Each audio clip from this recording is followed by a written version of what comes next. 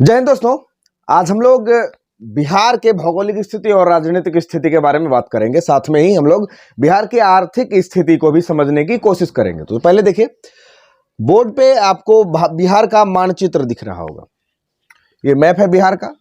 ये मैप 2000 के बाद का है, क्योंकि जब झारखंड से बिहार अलग होता है उसके बाद जो इसकी भौगोलिक क्षेत्रफल है उसमें कमी देखने को मिलती है। वैसे तो अभी बिहार 94,000 वर्ग किलोमीटर में फैला हुआ है।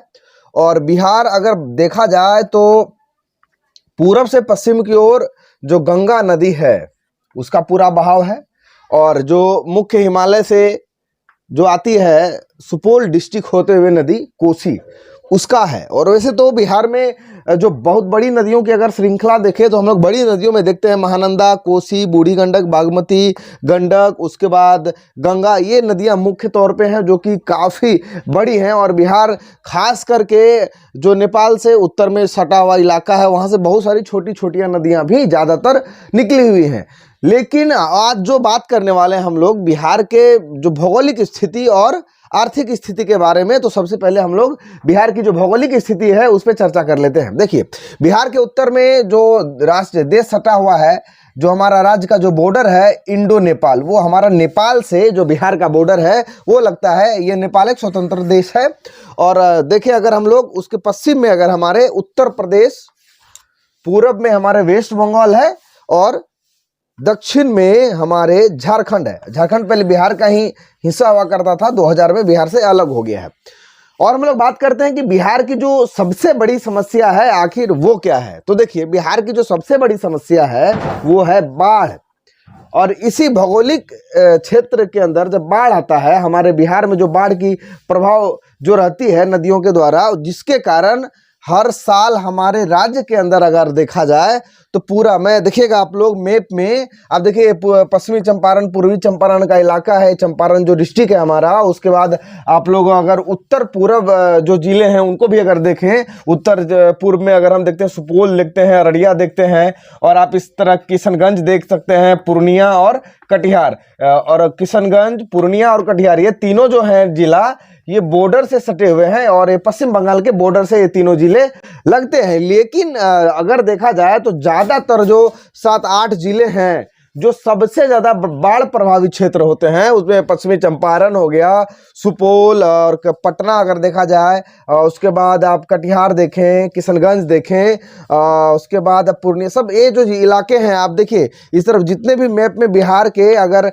हम लोग दक्षिणी मैदानी भाग जो गंगा नदी है उसके दक्षिणी भाग को भी अगर देखते हैं, ये देखिए गंगा नदी, ये आप देख जो रहे हैं ये गंगा रिवर है। और यहाँ भागलपुर आप देख सकते हैं जो कि कटिहार से सटा हुआ जिला है। उसके बाद खगड़िया, फिर बेगूसराय, उसके बाद हम लोग पटना, आतरा, कोसी जो है वो तांडव मचाती है। तो ज़्यादातर बिहार का जो क्षेत्र है, क्षेत्रफल के अंदर ज़्यादातर क्षेत्रों में हर साल बाढ़ रहता है। जैसा मैंने बताया कि 94,000 वर्ग किलोमीटर का जो ये क्षेत्रफल है बिहार का, जिसमें कि हर साल लगभग 68,000 वर्ग क्षेत्रफल है किलोमीटर में अगर देखें हम लोग, तो 68,000 वर्ग किलोमीटर में हर साल जो है बाढ़ रहता है।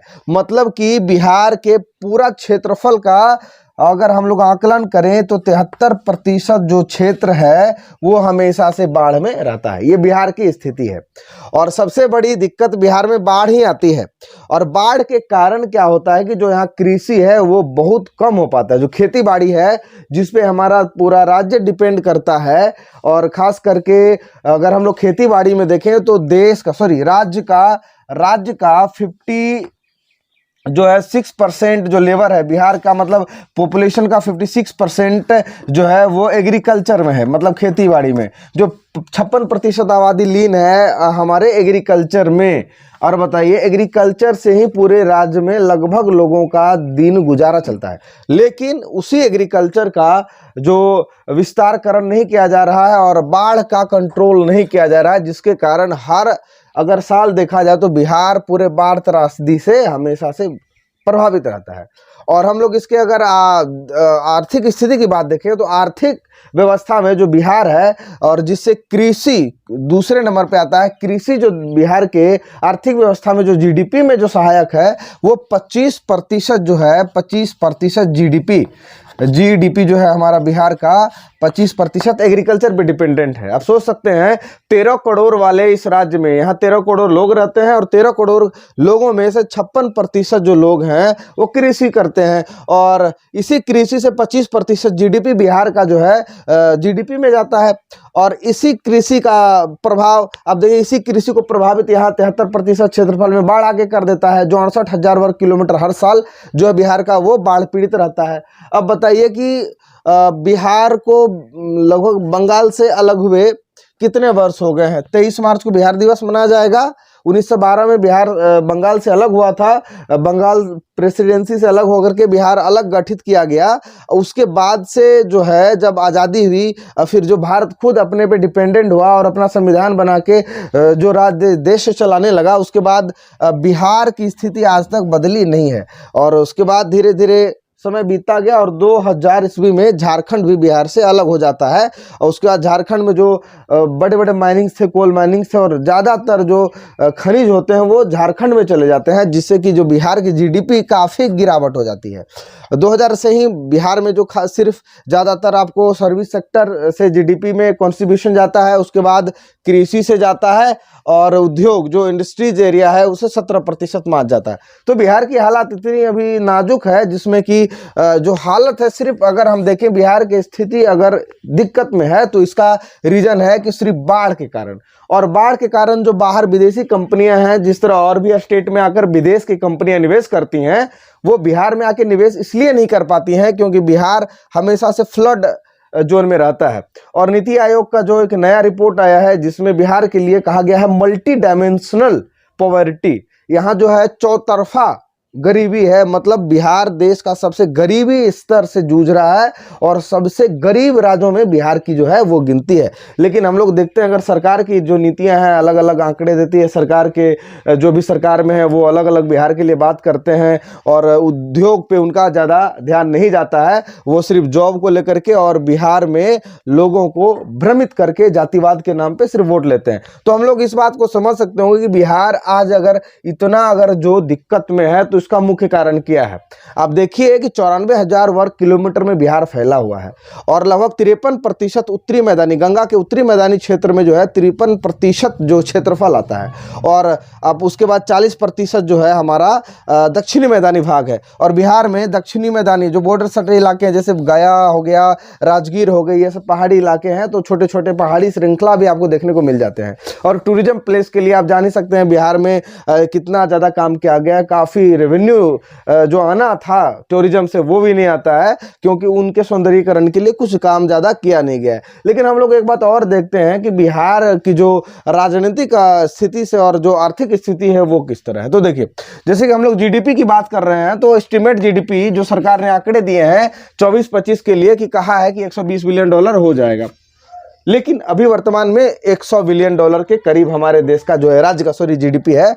बिहार का जो जीडीपी है, जीडीपी और जीडीपी के माने समझ सकते होंगे आप लोग, ग्रोस डोमेस्टिक प्रोडक्शन, मतलब राज्य के अंदर एक वित्तीय वर्ष में कितना मतलब जो है प्रोडक्शन हुआ है, टोटल कलेक्शन हर कुछ लगा करके वो जीडीपी कहलाता है राज्य का। तो लगभग अभी जो हमारा जीडीपी है 100 बिलियन है, 2024-25 में इसका आंकड़ा बढ़ के 120 बिलियन हो सकता है, ये आंकड़े हैं।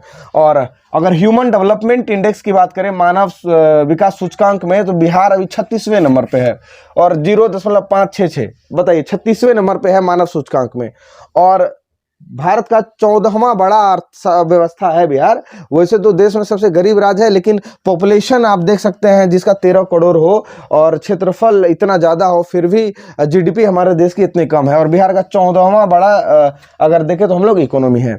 और देखते हम लोग, नीति आयोग ने कह दिया था कि बिहार सबसे गरीब राज्य है और इसके 51.9% जो आबादी है वो गरीबी रेखा से नीचे की है। अब बताइए, और जीडीपी में देखते हैं हम लोग कि कौन कौन सा जो विभाग है जो बिहार के जीडीपी में जो कॉन्ट्रीब्यूशन है, किस किस क्षेत्र से बिहार में पैसा आता है बिहार की अर्थव्यवस्था को मजबूत करने के लिए। तो सबसे ज़्यादा पैसा आता है सर्विस सेक्टर से 58%, और कृषि, ये मैं 22-23 का रिपोर्ट बता रहा हूँ, 22-23 का जो सरकारी आंकड़े और रिपोर्ट जो दिए गए हैं उसके अनुसार कृषि 25%, उद्योग 17% और सर्विस सेक्टर से 58% जीडीपी को पैसे जाते हैं। ये बिहार के हैं। और बहुत सारे रिसोर्सेज थे, जैसे कि मद्य निषेध। उससे पहले मद्य से भी, मतलब शराब से भी कुछ आता था, तो वो तो मद्य निषेध आर्टिकल 47 के तहत बंद कर दिया गया है, तो अभी नहीं आ रहा है कुछ। और आगे देखते हैं हम लोग।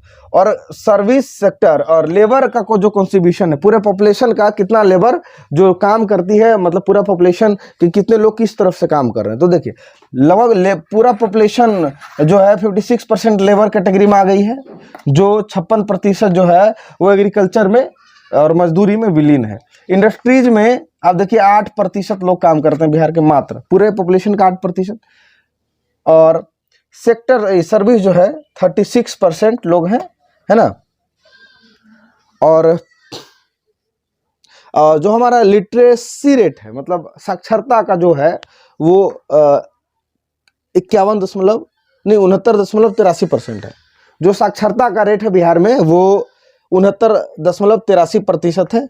और जो ये एक्चुअल रेट आप जो देख रहे हैं कि 69% जो है लिटरेसी रेट, तो ये जो 69%, सॉरी, ये एक्चुअल नहीं है। मतलब आपको बता दें कि जैसे कि हमारे यहाँ जो गिनने की जो प्रक्रिया है कि ऐसे लोग जो 6 साल से ऊपर हैं, बोलना और पढ़ना जिनको आता है, और तो उनके लिए लिटरेसी रेट, मतलब लिटरेट उन्हें कहा गया है, तो उनका आंकड़ा हो जाता है। तो ये कोई बड़ी बात नहीं है।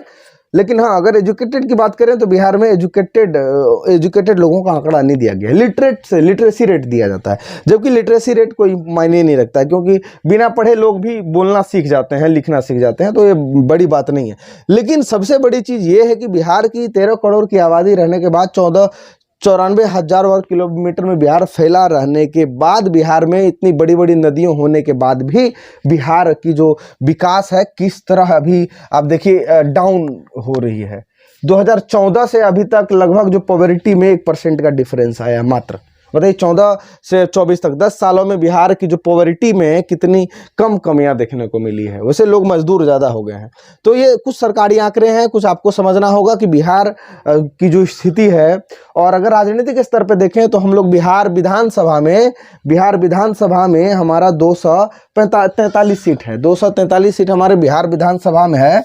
आप समझ सकते हैं पूरे बिहार के अंदर अगर हम देखें तो विधानसभा में